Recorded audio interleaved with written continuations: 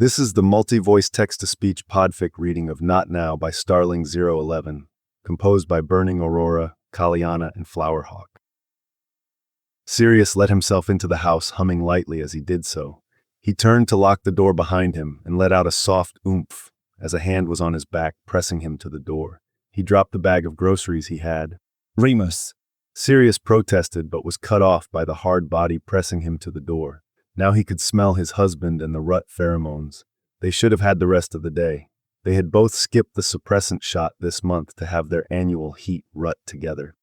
The heavy rut pheromones had Sirius leaking into his underwear as his own arousal shot up. If you don't want me to shred your trousers, I suggest you take them off. Remus's voice was deep. Sirius shuddered, his hands moving to the front of his trousers. He quickly undid the belt and button.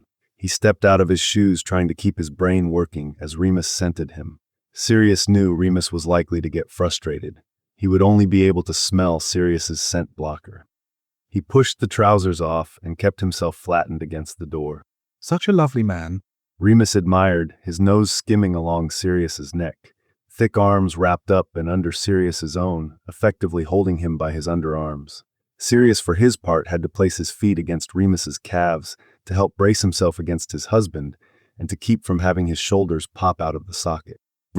Sirius's voice held the slightest hesitation as Remus's thick cock rubbed against him. Remus never skipped prep outside of their yearly cycles. Now with Remus in a rut before Sirius's heat hit, Sirius was worried he was about to experience pain at Remus's hands for the first time. I got you. The voice had softened, and Sirius braced a hand against the door when Remus let go of his shoulder. Slick fingers pressed into his body, and Sirius relaxed slightly. Remus's thick fingers opened him in such a lovely manner. Sirius felt his nerves fade away, and he relaxed into the arousal starting to fog his brain. He could feel his own heat starting to rise. Sweat was beginning to form on his skin, even as he was pressed against the cool door. Remus removed his fingers and pushed the groceries out of the way with his foot. His arm came back around Sirius's shoulder. The firm push of the thick length into Sirius's body had him gasping. He gripped the thick arms that were holding him up. His nails dug into the tan skin. He could feel Remus was holding himself back for Sirius's sake. Come on, Alpha. I'm not going to take it easy on you when my first wave hits. I'm going to ride you until we both pass out. Breed me, fill me up with pups, make me smell like you all the time. Sirius groaned. Remus growled, a low primal sound that had Sirius's eyes rolling. Pretty little Omega gonna have my babies. Remus growled against his skin. Sirius nodded frantically as the pace at which Remus moved in him increased. God, how he hoped this heat would catch. He wanted Remus's babies so badly. Remus's thrusts were wild. Their skin was damp with sweat, and Sirius could feel the slick dripping down that thick cock, splitting him open. He felt like he was going to pass out. His head rested on the cool wood of the door. He pressed back as much as he was able, in the helpless position Remus had him in. If it was anyone else, he would have fought like hell to get his feet back on the ground and not be so quickly taken. With Remus, though, he could drop all his walls. This wasn't Remus demanding and taking his submission. This was Sirius offering his absolute trust to the most perfect man in the universe. His cock throbbed as Remus drove in again and again. Sirius's toes curled against the tense muscles of his husband's calves. Remus. He breathed again, arching against Remus and getting that cock so deep. Putain, juste là, plus fort. Sirius groaned. The French spurred on a new speed and depth from his lover. Sirius held on for dear life as he was pulled apart at the seams by the massive log. When the knot caught, he came hands-free with a shout that he was sure the neighbors could hear. Remus pressed in hard, burying himself completely as the knot swelled and locked them together. Sirius swore it was bigger than usual. Remus's arms slowly went slack around him, but Sirius made a simple sound of protest as he was sure being set down would cause bad angles. Remus adjusted his grip and carried Sirius into the living room. They settled in Sirius's favorite chair, and Remus scented him again. The annoyed huff had Sirius laughing. Had you not accosted me the second I got in the house, I would have had time to put groceries away, shower, and make you dinner. You're supposed to be at the store for hours yet. Sirius pointed out, feeling like this was a fair point. I don't want to tell you what happened. Remus muttered, hiding his face against Sirius's shoulder. Sirius looked over his shoulder to see Remus coming out of his first wave and back to being Remus for a bit. Please, I want to know. Sirius responded. Remus made a face. A few people came into the shop right before lunch, and, well, all the promo material for your movie is out. One of them looked at your picture on the back of the dust jacket of your books and made an off-color comment. It likely wouldn't have bothered me as badly if my rut wasn't right at the surface. I did ban him from my store, and then very quickly called Lily. She came to watch the store and sent Panda over to collect Padfoot. Remus answered. His face was a delightful shade of red. That's really sweet and a little obnoxious. Sirius informed him. Remus huffed at him. My husband defended my honor. I never thought I would actually ever want that from an alpha. Sirius ran his hands over Remus's tracing over the golden band that decorated his finger. Thank you. I will always defend your honor while simultaneously fantasizing about stealing it against that door. Remus nodded to the door. There was a drying white stain on the dark wood now. Messy boy. I feel we're missing a pertinent point here. You didn't even let me get all the way through the door. I'm sure the eggs are broken and the milk is getting warm because you had to fuck my brains out immediately. Why am I being blamed for things like scent blockers and cum stains on the door? Sirius demanded, exasperated. First of all, Mr. Lupin, I thought we agreed not to use the F word in regards to our love life. Secondly, you're lucky that the door was closed. When I got home and found out you weren't here, I was ready to go find and claim you. That dark threat sent a shiver down Sirius's spine. Groceries. Sirius repeated weakly. My sweet little Omega husband was not at home working on his new book, masturbating or napping. I didn't know what happened. I had to make sure you weren't kidnapped. Remus informed him. Liar. You just want to do me against a tree like last month. Sirius accused. That had been a fun day. They still jogged nearly every day, switching to the indoor track when it was too cold to run up the mountain. Last month, they'd been up in their usual spot watching the sun rise. Sirius had simply stripped out of his joggers and pants and thrown them at Remus. The pants had slick clinging to them and took off. He'd gotten less than a meter when Remus had hauled him into a copse of trees by his hair. Legs wrapped around Remus's waist and his back against a tree while being pounded into had been lovely. I'm going to stop having sex with you if you keep using such vulgar terms. Remus protested.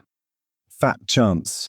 Sirius snorted as the knot eased, and they were able to separate. Sirius rolled to face Remus and saw his face had genuine unhappiness on it. Sirius smoothed the line between his brows with his fingers. I'm sorry, saying making love. It sounds so cheesy, like I'm some romance novel addicted teenage girl. Remus wrapped his arms around Sirius and pulled him close. He frowned at the fact that Sirius still had a shirt on. We don't do it, or for the love of all that is holy fuck. I never, even now against the door, ever touch you without love behind it. Never. When you describe it like that, it feels diminished. Making love to you is one of the best things in my life.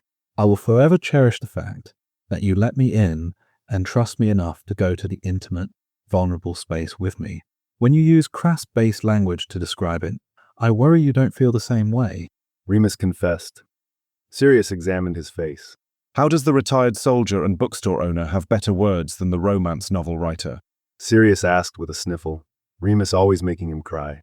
I didn't mean to imply that I thought less of our love life. I am sorry it came across as such. I love every moment with you, and it's because of you that I can reclaim that part of myself. I know when we come together, it's an act of love. I've never doubted that. Out of respect, I will modify my language. You didn't fuck me against the door. You made love to me, and you totally didn't do me against a tree last month. We definitely roughly made love in the forest. So you're doing what I asked, but I have the distinctive feeling I am being mocked. Remus stated. Sirius slid out of his hold. He did need to put groceries away. I don't know. When I told Lily about the tree thing, she said she wished James would maul and pound her like that. Sirius announced, collecting the bags and making his way quickly into the kitchen. He heard Remus groaning from the chair. Sirius groaned as he rolled over. The sheets clung to his skin. He kicked off the covers and grumbled as the world spun. His face was hot and his body was feverish. It wasn't until he felt the hot coil of arousal that it occurred to him. His heat was here. It was a welcome feeling even as he cursed the fever. Remus had crested 2 more times before bed, and while he was as careful as he could be, Sirius had been a bit sore. Sirius frowned as he realized in a rut, Remus should have smelled his heat before it woke Sirius. The sharp pain in his stomach was from a lack of a knot. How long had his body been fevering before the pain woke Sirius, and where was Remus? His side of the bed was empty and cool to the touch. Sirius felt a whine work its way out of his throat. Where was his alpha? He pulled himself out of bed and stripped out of his soaked clothes. The AC was on, but it made no difference. He could feel the cool air against his skin, but he was still sweating. He could see his outline on the bed. Slick dripped down his thighs. His ears picked up the sound of the shower, and he saw the line of light under the door. Thank God. Sirius mumbled and stumbled over to the bathroom. Remus was in the shower, his head leaning against the glass. Siri, you have to leave right now. I'm not going to subject you to another wave until your heat is here. I know I made you a bit sore, please. Remus didn't even look over at him. It was clear all of his control was dedicated to keeping his feet planted on the floor. Fuck Remus, I thought you abandoned me. Sirius breathed the irrational fear, leaving his system as his heart melted right to the floor. He was so lucky to have Remus. Remus's head snapped up as the smell of heat hit him. Sirius closed the bathroom door and strode across the room. He stepped into the shower and immediately plastered himself to Remus, desperately kissing him. I thought I was imagining that heavenly smell on your skin because I was hitting another wave. Remus breathed as Sirius pushed greedily against his touch. I love that you work so hard to make sure you never hurt or push me, but damn, your noble ways are literally a pain right now. Sirius breathed, scenting Remus heavily. Make love to me. Right here, please need you. Sirius's voice was a high, whiny tone, but there was nothing to do for it. The heat was twisting his stomach into knots. Even the water felt cold as it washed over his overheated skin. How do you want it, Cariad? Remus asked. Sirius immediately turned toward the glass door and braced himself against it. He hoped they wouldn't break it. It was rated to be alpha-proof, whatever that meant. So far, they'd had no reason to test it. It wasn't like Remus went around punching glass doors. Gonna watch us? Remus asked, crowding against Sirius. Fingers slid into his hole, and another hand wrapped around his cock. Sirius glanced up. Right across from them was the bathroom mirror. His eyes met his own reflected silver gaze. He looked positively debauched already. High red spots of color on his cheeks, his eyes hazy, his black hair half wet from the shower, and dizzyingly messy. His legs parted as Remus fingered him and tugged on his cock. Baby, please. Sirius pleaded, his eyes burning as he took in Remus. Those large hands worked him over so wonderfully, and those peridot eyes blazed into his. Every line of Remus's body was set in tension, and that large cock hung heavy. It was clear he was cresting again as he drove Sirius up. Oh fuck. Sirius whimpered as a well-timed tug from Remus's hand had him shuddering and spilling. Remus, please need you so bad. It hurts. Sirius was practically sobbing as he tried to move. He needed it so badly. Eyes on the mirror, little Omega. Remus spoke in his ear. The low growl was delightful, mostly because it wasn't his alpha tone, but it made Sirius shiver with anticipation. He had never been subjected to anything he didn't want to do with Remus. Never was the alpha tone used against him. Remus was even careful with that awful pressure point. They had clear lines laid out in their physical relationship, and those were firmly in place even during this time of year. Sirius looked back at the mirror and cried out sharply as he was filled again. The ache eased just slightly. He needed more, and he needed it now. Please, come on. Fill me up with that knot. Breed me. Sirius pleaded, and hips snapped forward. He practically sobbed as Remus pinned him to the glass door and drove into him with wild abandon. Every slide of his massive cock eased the ache and the heat. Sirius clawed at the glass and attempted to not lose his goddamn fucking mind or pass out. You're gonna look so good all filled up with my babies. Remus groaned against his neck. This was the only time they brought it up. Both were out of their minds with heat and rut. Sirius knew it was highly unlikely.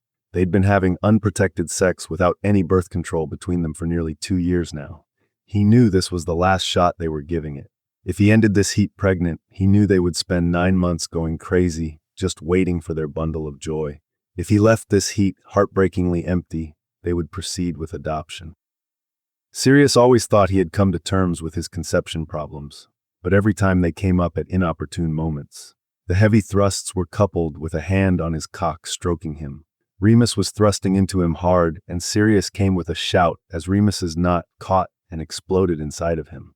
He slumped against the glass as spurts of cum were milked by his husband's talented hand. Remus took him to bed and scented his shoulder. You smell sad. Remus commented. Sirius turned his head into the pillows. Did I hurt you? Remus sounded absolutely aghast. No, nothing hurts physically. I want to start a family with you, and what if it doesn't work? What if I'm broken? Sirius's voice was harsh in the darkness of their bedroom. Remus pulled him closer, which shouldn't have been possible, but that was the joy of being married to this man. He made impossible things seem easy. You're not broken. We have a different journey than others. That doesn't make their journey right and ours wrong, just like our journey doesn't invalidate theirs. If you get pregnant, I will be the most thrilled helicopter husband in the history of the world. If not, we do have other avenues. We can adopt, since I know surrogacy would kill you to watch. Remus responded. Sirius was grateful when the knot shrank, and he was able to turn in Remus's arms to bury his head in his chest. Do you remember when Poppy told me? Sirius asked a while later. His next spike was going to take a little bit. It always did if he stumbled on a trigger or sorrow. Luckily, Remus's rut seemed to have synced, so they were both able to enjoy laying there with no drive at the moment. When you tried to leave me? Yeah, let's not think about that, as we're both heading toward another spike. And I don't want to accidentally love you straight through a wall or the floor.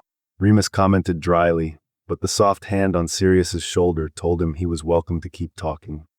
The thing that really set me over the edge was this picture I saw in my head.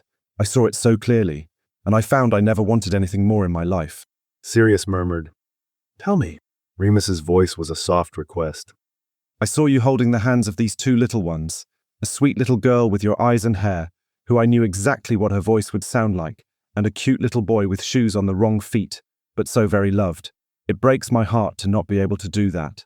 I've wanted your babies for almost as long as I've known you. Sirius was always surprised when he thought back to how he had gotten here. Those first few months of healing and recovering and falling for Remus were such a blur. The talks of their futures and their families and finding out about Sirius's infertility were clearer, as was Remus practically demanding he stay and proposing. Sirius didn't let his issues with himself cloud how he felt about Remus. Remus had no problems with Sirius. He was here no matter what. I think adoption is a beautiful thing. Almost anyone can have a child, and most parents love that baby, but we are choosing a child to love. We are voluntarily opening our home to a child that needs it. Remus reminded him. I still like your idea of offing Regulus and raising Luna. Sirius muttered sleepily. Remus nudged his cheek with his nose, and Sirius tipped his head to meet a kiss. You're spiking again. Sirius commented, and got a hastily murmured apology and offer to leave. Don't go anywhere. Do you have enough patience to do something fancy with your mouth? I think a little nudge and I'll be right there. Remus gave him an indulgent smile, but he could smell the heat rising on Sirius's skin. He pushed the blankets off them and lifted Sirius's legs over his shoulders. Sirius fisted the blankets when Remus's lips and tongue teased over his hole, causing more slick to leak out. Sirius could smell that wonderful mocha scent that was his and Remus's arousal mixing. Deft fingers brushed the scent gland on his inner thigh, and he arched into that mouth and those hands. Remus licked circles around his hole, tasting and teasing and pleasuring. When he sealed his mouth around the hole and sucked, Sirius nearly came. It was so fucking incredible. Oh, baby. Sirius squeezed his thighs and felt that heat wash over him like a blanket. He was sweating and immediately, absolutely soaked and rock hard. Sirius moved against him restlessly, crying out sharply when a hand wrapped around his cock and stroked him. He came after only a few tugs, then Remus had his legs pinned back and was sliding into him. Sirius was sure he screamed in pleasure and desperation as he was filled so deliciously. Sometimes I want to treat you so tenderly. Remus growled against his ear. Other times I feel like I could just ruin you. Sirius felt his breath catch. Fuck Remus. He cried out, his words fading into squeaks as Remus matched actions to words. He wrecked Sirius. He kept Sirius's legs folded up, trapped by his thick arms as he slammed into him. There were no words, only sensations. The soft, slick sheets fisted in his hands, the heavy, warm weight of Remus pinning him to the mattress, that thick cock splitting him open, taking everything he had to offer and demanding more. Sirius was sure he had never felt Remus so deep. He sobbed as he was punched into again and again, but thankfully these days Remus knew the difference between "get the fuck off me" tears and "oh my God, I am so close to heaven, I am literally nearly dead" tears. If anything, the tears seemed to spur him faster. I'm going to take it all. I'm going to bury my knot so deep in your sweet little bum that you'll feel me for weeks. Remus promised. His voice sounded the way expensive scotch tasted. Remus was holding onto the bed as he pressed into Sirius again and again. Sirius reached between them and wrapped his own fingers around his cock. He sighed happily. The scent of sex and arousal flowed heavily through the room. Everything was tingling intensely, even the palm of his hand. The sound of skin slapping skin filled the room. Sirius tipped his head back and felt Remus's lips on his scent gland. Gonna come on, not me, breed me. Sirius demanded, his legs shaking. Remus gave another growl, and his teeth sank into the healed mating bite, reopening it. Sirius arched into those teeth and that cock in his own hand.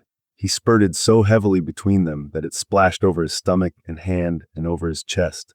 Some even landed on those arms, pinning his legs in place.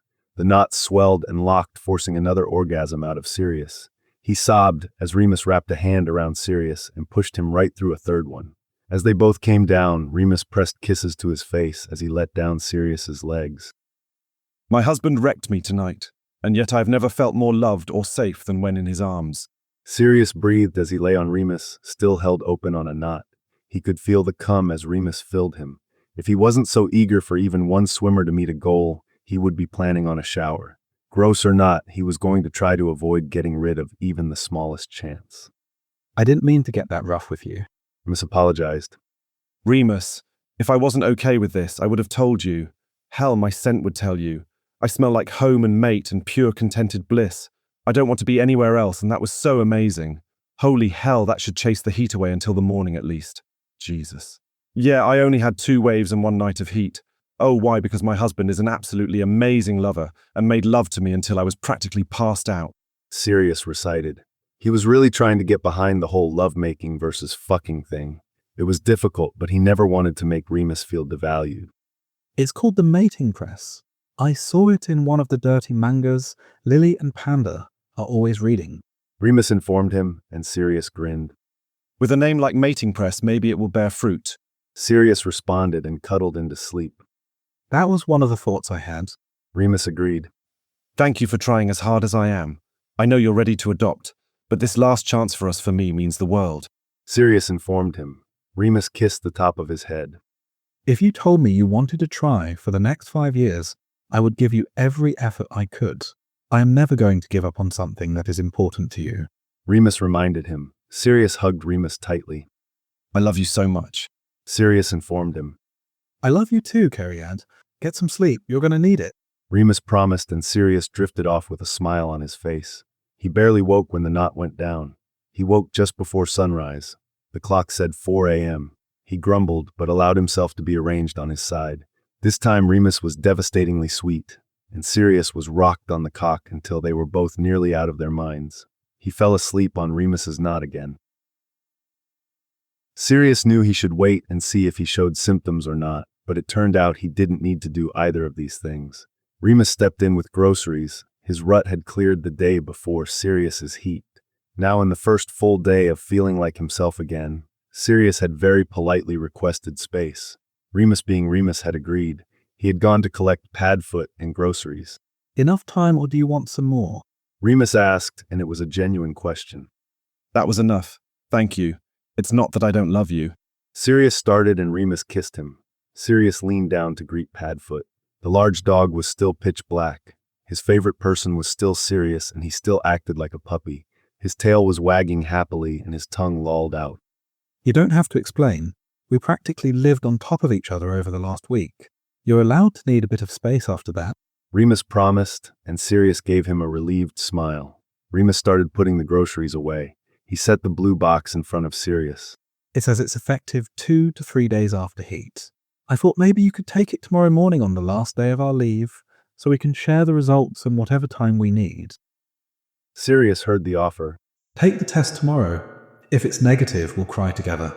If it's positive, I'll make gentle love with you, bouncing on my lap in that wonderful chair in the living room. Remus didn't let the tension ruin dinner. He had Sirius smiling and chatting happily by the end of the meal. They wandered down to the Potters and roasted marshmallows with a small family in their backyard. Sirius taught a young Harry some constellations. That star right there is Sirius. Oh, come off it, see? Can't have the same name as the star. Harry accused, looking at him speculatively. I do, though. And Uncle Regulus, well, that's his star. Sirius pointed at the star in the sky. His own was in the Orion constellation. Regulus's was in the Leo constellation. Look, I have it on my arm. Sirius shook back his sleeve and showed Harry the inked constellation on his arm.